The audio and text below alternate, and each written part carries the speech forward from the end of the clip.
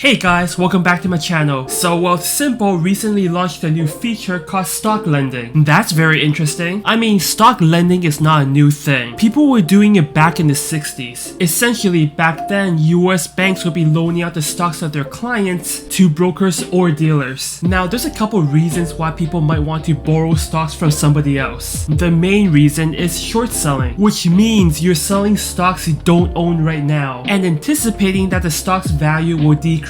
Buying the stocks back at a later date and then returning the stocks back to the original owner. Essentially, you're betting that the stock price will crash in the future. If you didn't know already, this is a highly risky maneuver. Quite honestly, I've never done it before because I prefer steady compounded growth through investing in the market, like investing in the S&P 500 for example. But you know what? People invest differently, so who am I to judge? Another reason why people might want to borrow stocks is to exert some influence, by gaining some voting rights for the company. So in the past, banks used to do these loan transactions for their customers. Now, these online brokerages do these for you automatically. In the US, you have Robinhood or Weibo. Now in Canada, Wealthsimple is offering this exact service. By the way, if you haven't already, it really helps if you can help me like this video and subscribe to my channel if you haven't already. I upload financial tips for Canadians in my long-form content and financial comedy in my shorts. And by the way, I read as many comments as possible and try to respond to as many as I can, so feel free to leave a comment down below. Now that we got that out of the way, let's continue. So this is how Wealthsimple markets their stock lending. For shareholders, stock lending offers a relatively low risk way to earn extra returns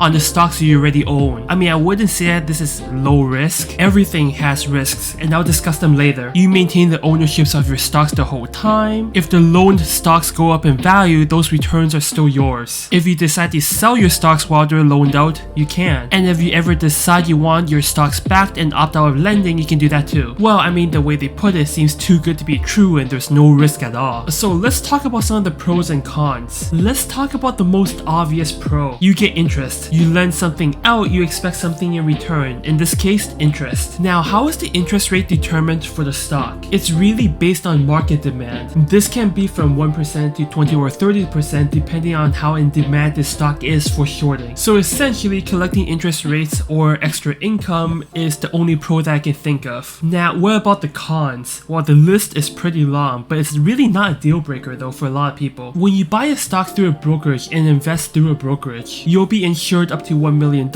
from the Canadian Investor Protection Fund or CIPF. When you loan your stocks and the borrower defaults or goes bankrupt for example, the CIPF doesn't cover that. This is especially the case when borrowers are using your stock to short a stock, a maneuver that is highly risky. What tends to happen is that brokerages came up with an alternate form of protection for their customers. Essentially, if you were to borrow a stock, you would have to put up collateral equal to the value of the stocks you borrowed, usually in the form of another stock. So if the borrower couldn't pay back the interest as well as the original stocks, you get the collateral, which itself is a risk because there's a chance that the stock that they borrowed has increased by tenfold, whereas the value of the collateral tanked. The second con is that you lose your voting rights that your share grants you. If you invest in the company, you'll get these mails from time to time asking you to cast your vote on a company's strategy moving forward. To me, I don't really execute my right to vote as a shareholder, so this doesn't really matter to me. But if this matters to you, this might be a big disadvantage by lending out your shares. The last con is that the stocks that are most likely to be used for short selling as well, stocks that are highly risky, and the price of the stock changes a lot. Remember meme stocks like GameStop and AMC? Just look at how much the stock went up and down during COVID. People don't borrow ETFs or blue chip stocks like McDonald's to short sell because they're way too stable. There's no profit to be made. So if you want to make money by lending out stocks, you have to own stocks that are highly risky. And the fact of the matter is, people are borrowing your stocks hoping they'll fail. And listen, I'm not a professional or anything, but when people borrow your stocks anticipating they'll fail, that doesn't give me a lot of confidence. And as you can see from our Wealthsimple account, we own a highly risky stock called Good Food, which we lost like $600 on, and I made a video about it. Whatever, but all the other stocks that we own are blue chips, but there's no market for people to borrow those. They want Good Food, the volatile stock. And as you can see, a couple of my Good Food stock has been loaned out, and they do this automatically because I turned that function on Wealthsimple. I gave them the approval to loan out my stocks. Now, I didn't make any money yet because the payday for the interest is next month,